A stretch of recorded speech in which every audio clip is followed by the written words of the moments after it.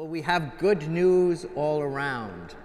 Finally, from the prophet Jeremiah, which we've been heard now for weeks, was always speaking about doom and the evil of the destruction of Jerusalem and the conquering of Judah by Nebuchadnezzar.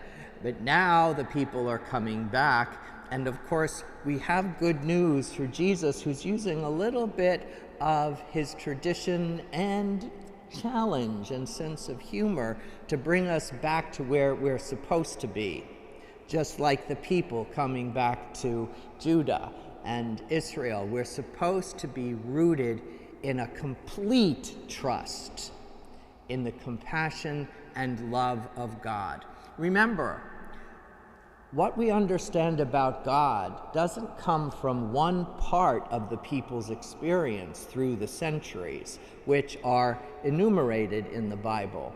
What we know about God comes from the totality of the Bible, after we've wrestled with and debated over the centuries and come to a bigger picture, because we know how it comes to fulfillment.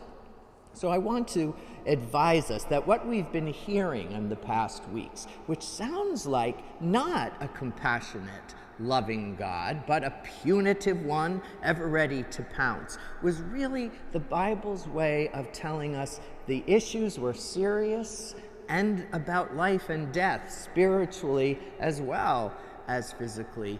And it was God's way of insisting that we as a people take the responsibility for our actions.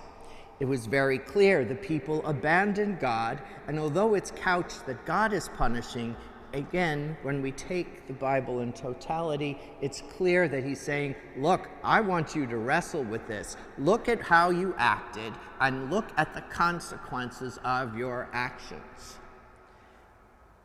That's the Bible's way of making that clear. Here, of course, finally, the diaspora is over and people are able to return, so we get the full picture. We get what God wanted for those people all along, to rise up, to praise him, and to be centered in his love and his compassion. As for Jesus, this is very interesting, because he has gone into Gentile territory. Now, if Jesus literally meant that he was only to come to the children of Israel, it says right at the beginning, he goes into Tyre and Sidon. That is where all the Gentiles live. There are very few, if any, Jews in this region. So when the woman there asks for healing, why? Why does he initially protest? Just like the earlier passages of Jeremiah, it's a challenge to his apostles and to all of us, because we all like to fall into the trap that God is just for us and God isn't for other people outside of our faith or outside of our group. So he's saying that with a great sense of irony and humor. Oh, I'm not supposed to be here for you, even though he came to the territory where she was. Because, in a sense, God is everywhere. And in challenging the apostles, he challenges us because he blesses the woman. She has great faith, which is a reminder for us that we're never to judge another person's faith. God knows the human heart. We might not see enough evidence, but we don't know all that's going on, all that a person is wrestling with. What's going on in their spiritual life? Are they in the diaspora? Are they feeling that they've been exiled from God or for the community in some way? Or are they at a point where they can be truly centered, welcoming the grace to be centered in God's love and compassion? So as we come to the Eucharist today, let's do a little self-evaluation. Lord, where am I really in my relationship to you?